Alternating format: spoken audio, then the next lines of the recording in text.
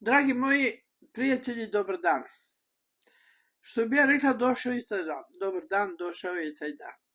A nije bi bilo malo dana, pa evo me sada najavljujem da će ovaj video dobiti što pre, koliko u sljedećih mjesec dana će se završiti titl na njemu.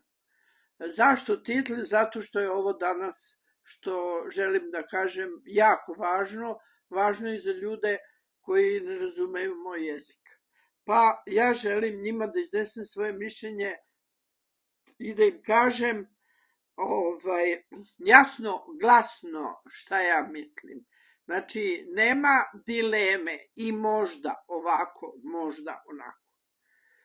Kongres koji smo mi zakazali u maju mesecu se zove Roditelji su vlasnici deteta, a ne država. Znači, roditelji su vlasnici deteta, a ne država. Neki od vas koji me pratite i koje poznajem su mi stavili primedbu na tu reč vlasništvo. Pa ću ja danas vama reći da vi niste u pravu i da ta reč mora tu da stoji, da ako mislite da se izborimo sa nemanom koja napada i nadire na našu decu. Osnov svega je bila ova izjava.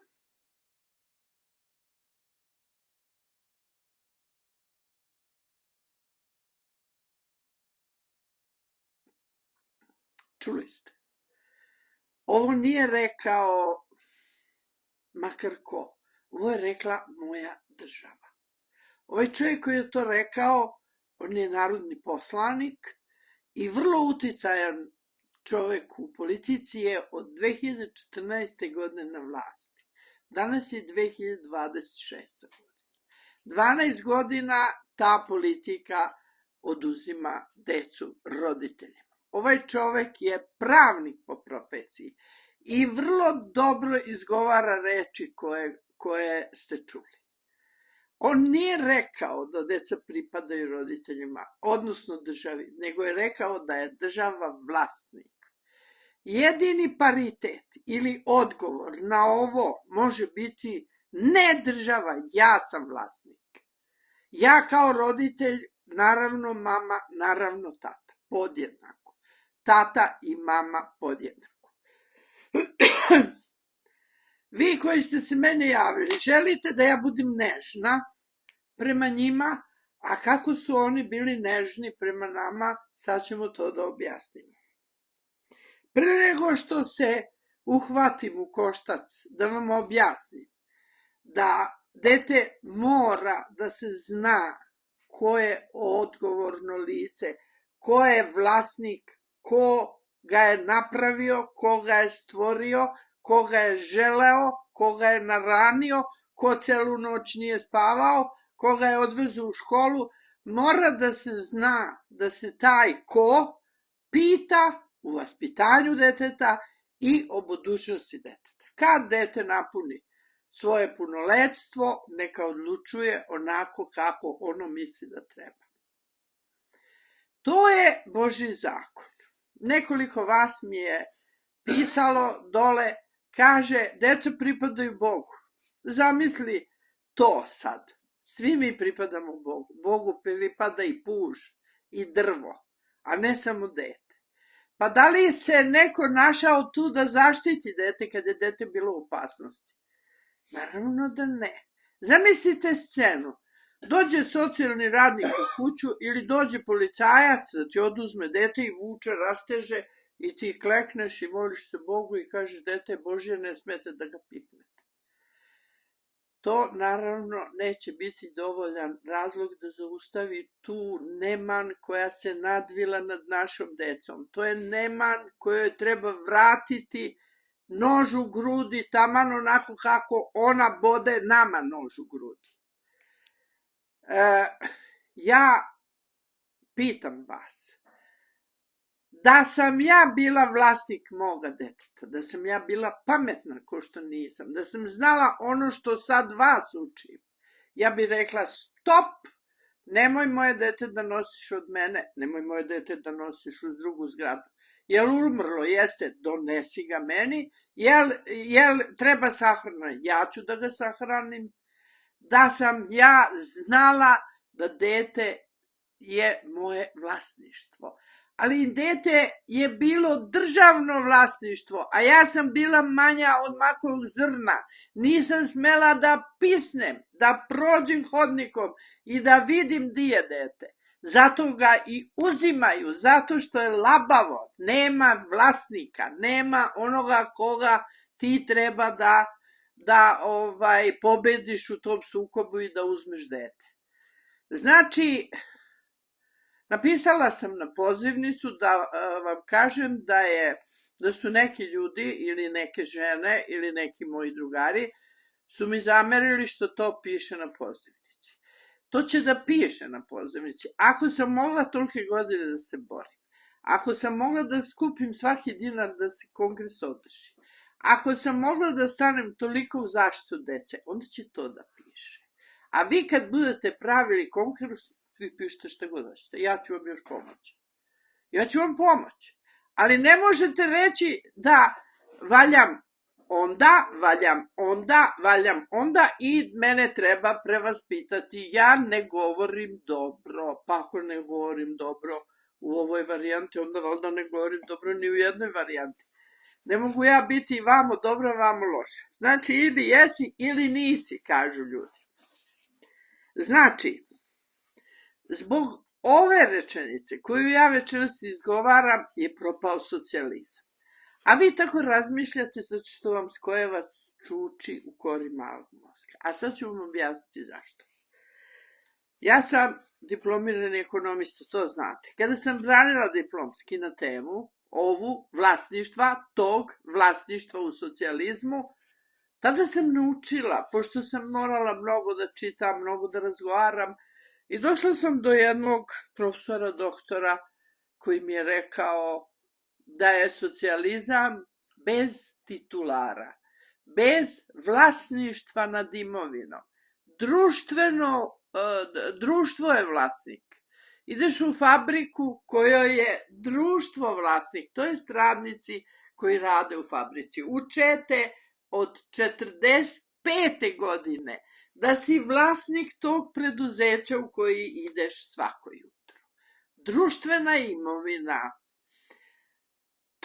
Ta je društvena imovina bila Alajbegova slama. To je mogao da pokrade kogod je teo. Od portira i kurira do direktora. Direktori su to radili onako galantno sa potpisom, a ostali radnici su vukli u torbama. Ako si radio u Kluzu, Rumi, krao si konce, one divne nemačke čvrste što ne pucaju kad se šije. Ako si radio ekserani, tvoja torba je bila puna eksera. Ako si radio na Fišeru, gde se seje, gde je zemlja se obrađuje i seje, onda si sebi za svoje njive donosio seme, lucerke, prva klasa ovoga, prva klasa. Kralo se na sve strane. Objašnjenje je bilo zato što nema onoga ko će zaštititi društvenu imovinu. Društvena imovina je bila bez vlasnika. Ta priča da je društvo vlasnik, to je bila žvaka za ludaka. Meni moj profesor sociologije u Novom Sadu rekao da nema 10 ljudi u Srbiji, odnosno u Jugoslaviji, je rekao koji to razumiju. I šta se onda desilo?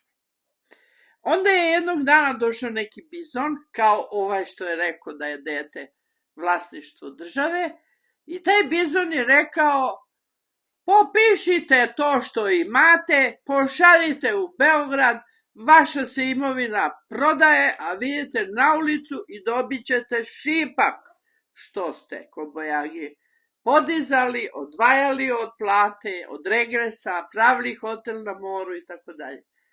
Čija je to bila imovina kad se pojavio taj bizon? Čija? Ničija. Državna. Uzela ga država. A nigde nije pisalo da je država vlasnik. Uzela ga država sebi. Gde su legle pare? Na državni račun. Šta je bilo sa mnom kao samoupravljačem i vlasnikom preduzeća? Noga u dupe, ništa sa mnom nije bilo. To vam je isto i sa detetom. Kaže, meni moja drugarica kaže, roditelj je dužan da podiže dete. Jeste dužan. Ima obavezu, ima obavezu. A kad podigne dete do 6-7 godina, hoće li imati neku obavezu da dođe da ga odvede i da ga uzme? Zašto ja ne odlučujem o tome? Zašto ja kao vlasnik nad svojim detetom ne odlučujem o tome šta će moje dete učiti? Pa recimo, imam građansku školu, imam crkvenu školu, imam evropsku neku skupu privatnu, imam ovo, imam ono. Što ja da ne odlučujem šta će moje dete učiti? Što država odlučuje šta će njemu nastočiti u glavu? Dokle god tako razmišljate, da dete ne može biti vlasništvo, dete mora biti vlasništvo. Ako dete ne bude vlasništvo, mi smo gotovi, oni će nastaviti da rade ovo što su radili. Zato smo i prošli tako kako smo prošli, zato što gledamo da to bude po ljudskim pravima. Dete nije vlasništvo roditelja, a može neka fakabunda da dođe i da odluči, kao u slučaju onog deteta neki dan u naših ljudi u Beču, dete od 8 godina je otišlo u školu i reklo da ga je otac grdio jotom u mobilni telefon. I šta se desilo? Oduzeli su dete od roditelja. Ko je oduzeo? Centar za socijalni rad. Ko je centar za socijalni rad?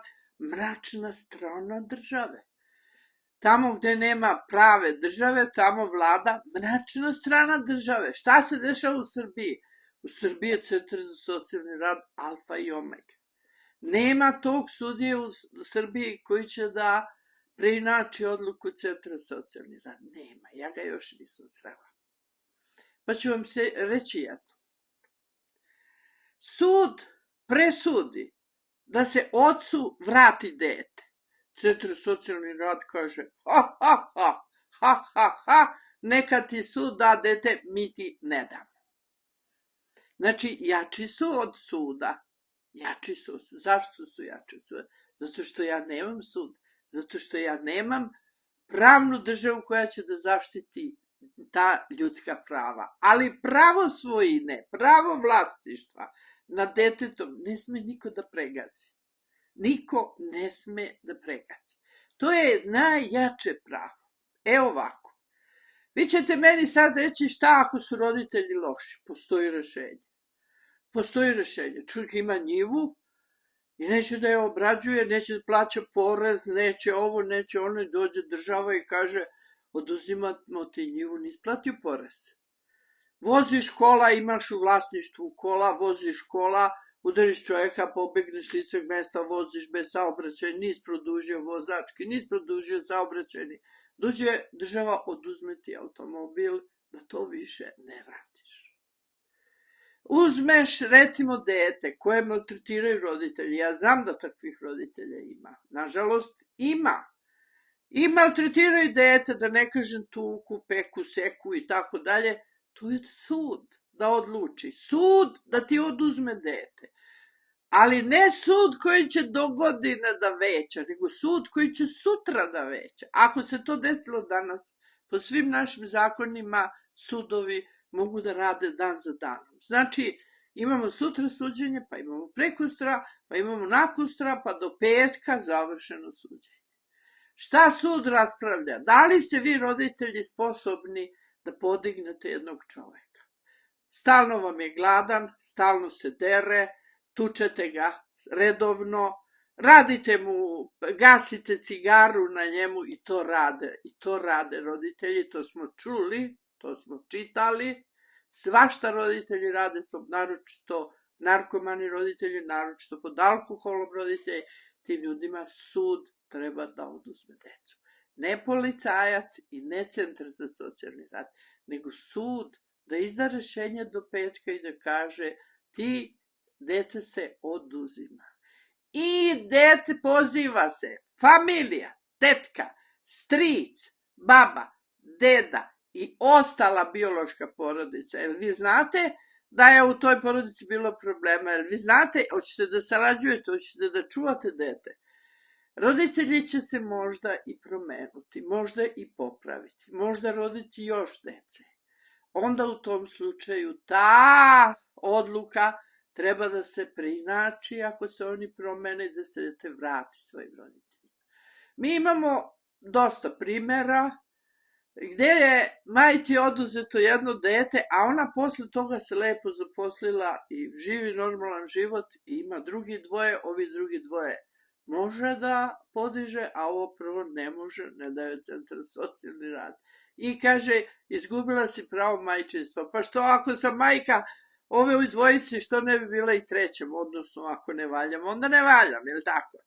Znači, dragi moji prijatelji, ako ženturače dođu i procenu da treba oduzeti dete i policajac stoji, dete se razvlači, rasteže i otac nemoćan, majka nemoćna da zaštiti svoje dete od strašne traume, od strašnog napada koji se desio na njihovu porodicu. A vi od mene tražite da ja ublažim stav i da ne kažem da dete treba da bude vlasništvo roditelja. Ne, treba država da bude vlasnik, a mi treba da budemo robovi. To je put i to je cilj.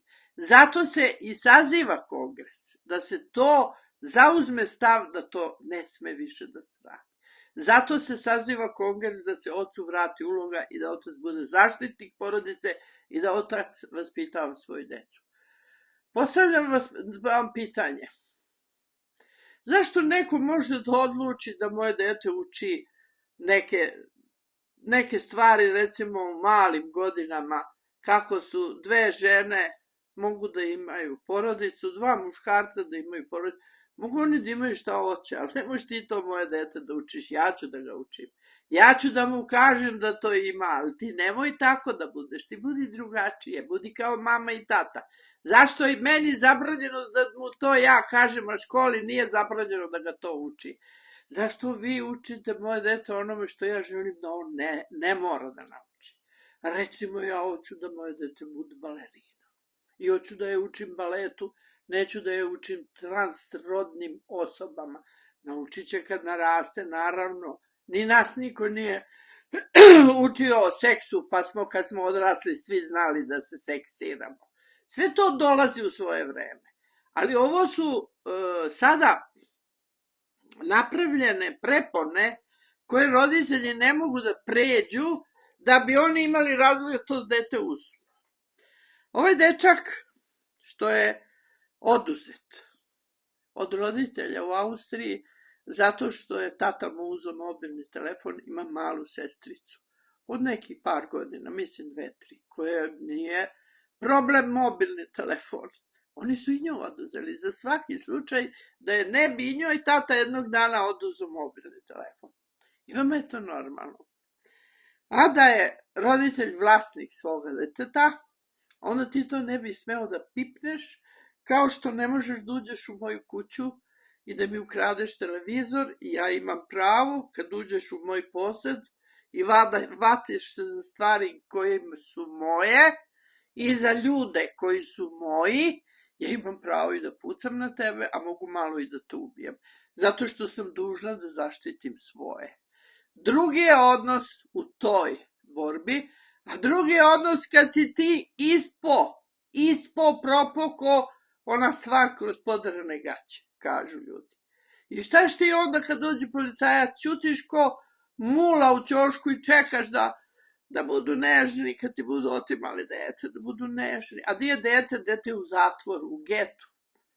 Ovaj dečak što su mu oduzeli telefon izvršio u logoru, u zatvoru, gdje mu je ograničeno kretanje, gdje ima neku torturu, mnogo goru nego kod roditelja, želi da se vrati kući, ali više ne može, ne da država.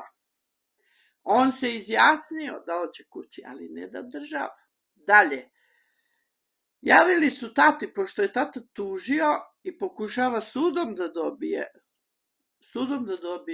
pravo na svoje dete, Oni su dodali jedan deo, jedan događaj koji će verovatno biti njemu zalepljen i zbog koga će on verovatno izgubiti sud. A to je da je njegov sin te noći, kad su oni valjda čuli da je on podneo tužbu, te noći je pokušao dečak od 8 godina da siluje neku malo stariju devojčicu u tom njihovom zatvoru i u tom getu. Ne znam samo koga je to tamo naučio za to vreme dok je tamo, Boga mi je dugo tamo, dugo meseci je tamo. Deca u getu i ljudi u getu su kao životinje koje pokušavaju da prežive, pa prihvataju bez emocija, prihvataju borbu koja im je ponuđena da se i oni izbore, da prežive u tom getu, da ne budu gaženi, tučeni, pljuvani i tako dalje. To vam je kao u zatvoru. A ako odeš u zatvor i ako se ne izboriš za svoj status, nadrljao si. Svašta će ti se dešavati. Tako je i to. Svaki ključ koji zaključa vrata ostaje grupu. U grupi će se pojaviti i prvi u grupi, i drugi, i treći, i ti ako si zadnji, tebe više nema. Detetu je u dosije upisano da je potencijalni siledžija, što znači da će se tražiti za njega specijalno vaspitanje i prevaspitanje, a to neće biti tata i mama i verovatno to dete skoro neće vidjeti svoju kuću. Ja sam vam dovela čovjeka u goste koji nije mogao da učestvuje u odrastanju svoga sina. Nije mogao, 2 sina je imao, obojicu su rastavili, jednog su dali u jedan logor, drugo su dali u drugi logor u Norveškoj, Barnevernet, kad je napunio 17 godina, kad je postao dovoljno jak da odlučuje po sistemu u kom je vaspitan, a više od 10 godina je u logoru, on je uzeo i ubio vaspitačicu svoju u tom logoru i sad je u zatvoru. To je budućnost dece koja rastu bez emocija, bez ljubavi i bez porodice. Stoga poručujem. Moje mišljenje, znači Ana Pejić kaže, moje mišljenje, jasno, glasno, deca su vlasništvo roditelja. Tačka. U zakonu, u pravima, pojam vlasništva je daleko jači nego pojam korišćenja, pojam posjedovanja, pojam pripadanja i svih ostalih pojmovi. Sve to je drugo labavo, možda bude ne mora. Ali kad kažeš vlasništvo, to je kao tvoj stan. Kad bi neko upao u tvoj stan, imaš pravo da uzmeš oružje i da ga upucaš. Imaš pravo ako ti nanosi nešto, neko zlo, neku štetu i tako. U svakom slučaju, ako želite da odbranite decu, morate biti malo odlučniji i malo čvršći. Da sam ja imala to pravo, ne bi mi oduzeli dete. Ne može niko da donese odluku da maloletna devojka od 17 godina, maloletna devojka Marija iz Beograda od 17 godina je rodila dete u porodilištu. I oni su doneli odluku Centra za socijalni rad da njoj to dete ne treba. Znači, ona nije vlasnik tog deteta. Oni su vlasnik. Stigla je njena baba i rekla ovako, i mama i baba, i rekla, baba radi u pošti kao spremačica, ima stan, dobila je od pošte, ima gde da bude njena unuka, ima gde da bude njena pravnuka, stigla je i njena mama i rekla je, ja živim kod moje mame, tamo ima mesta, oni su rekli, ne, to ste, vi ste džabe došli. A da je mama vlasnik deteta do punoletstva, to jest da je vlasnik svoje ćerke, ona bi mogla da odlučuje, pa bi rekla sve što je vezano za moje dete, i njeno dete, i njene cipele, i njen šešir, i njena škola, to ja odlučujem, a ne vi. Znači, država mora da se izbije iz tog koloseka vlasništva, da se izbije. Ja nisam želela da kažem vlasnik. Država je rekla da je vlasnik. Ja kažem, ne, nisi ti, ja sam vlasnik. Eto, To je proizvelo. Kome to smeta, nek se slobodno okrene od mene, neću se naljutiti, odbiću na to da ne razumeju. Nisu verovatno prošli kroz to, kroz čega smo mi prošli. Ovo što vam ja pričam, misli sve jedna majka. Misli sve jedna majka koja misli. Majka koja ne misli, ona ne misli. Imate vi majku koju neće ni da traži svoje dete. Znači, nećemo o takvima govoriti. Kome se ovo ne sviđa, ne treba da dođe na kongres. Neka dođe onaj ko misli da treba ići tako. Ovo je priča, ovo je organizacija, ovo je borba za ljude koji razmišljaju onako kako treba da razmišljaju. A ne da se plaše, da kažu da je dete vlasništvo roditelja. Pa čekaj, ko je odlučio da će se to dete roditi? Pa valjda ja. A šta je bilo da se ja rekla ne? Šta bi onda bilo? Ne bi bilo deteta. Ako sam uspela da ga rodim, da ga napravim, da ga odranim do nekih godina, a što ne bi ja njega vukla odlučivala do njegovog punoletstva? Što ja ne bi učila dete da ne treba psuje, da ne treba zdrogije, da ne treba pije, da ne treba... Kako vi mislite da to otac i majka urade ako ona ode u školu pa te ocinka i kaže kod mene u kući, mene su izgrdili što sam imao mobilni. 8 godina, tebi treba mobilni. Tebi treba uši izvući, što bi rekli baba ide. Uši izvući da ne radiš to više što si radio. Ako vi mislite da tako može, izvolite ljudi, ja se neću ljutiti. Slobodno vaspitavajte svoju decu tako kako mislite vi. Ja mislim da treba, vreme je da se okupe ljudi koji su spremni da uđu u tu borbu. Ja imam 1001 argument na ovo što govorim. Nemojte mi samo suvoparno govoriti nisu u pravu, pa nisam u pravu za ovo, nisam na ovo. Budite vi u pravu, uradite vi nešto. Nemojte samo sedjeti, kukati, plakati, vikati aj dan. Kako mislite vi tu nemam da pobedite? Kako mislite? Tako što ćete deklaraciju o ljudskim pravima. Pa ta deklaracija postoji 100 godina. Ne jebuje ni oni koji su je pisali, a ne ja. Pa kako se zove, Haška konvencija o pravima deteta prilikom usvojenja, niko je nije ispoštovao. Niko. Srbija ne poštuje, nije nikad ni poštovala. U toj konvenciji piše da dete mora prvo da prođe biološku porodicu, pa ako nema, niko onda ide u okviru svoje države, pa ako nema, niko onda ide napolje. A šta je kod nas bilo? Da li ljudi koji hoće da usvoje dete u Srbiji znaju koje je dete sada na listi za usvojenje? Pa da kažu nećemo ga, neka ide u Švedsku, nećemo ga. Ne znaju, od njih se to krije. Čekaj, ćuti ako budeš dobar i ćuta jednog dana, mi ćemo tebe zvati jednog dana, što bi rekao narod kad kvočka prdne, jednog dana dobit ćeš i ti dete. Nije tačno, nije tako. Varaju, lažu, pritiskaju na svakom metru. Da bi se uopšte mogli odbraniti od svega toga, mora se zauzeti čvrst stav, taman onakav kakav oni imaju. I još nešto. Neću da kažem da je ovaj kongres već dosta toga uzdrmao, da je ovaj kongres dosta toga poremetio, neću da kažem to. To ćemo vidjeti na kraju, ali ću vam kazati da će se kongres sigurno održati, da će kongres poslati svoju poruku, doći će samo oni koji su istinski borci i koji zaista misle da treba ovoj nemani pokazati zube. Oni koji misle da će malo ćemo se igrati boraca, pa kad nalaiđemo na tvrdo, mi ćemo se povući. Nema povlačenja, sad ili nikad. Da bi se dete dobilo, moraju se spariti za sada, jer još tako nauka nije rekla drugčije, muškarac i žena. Muškarac i žena su brak.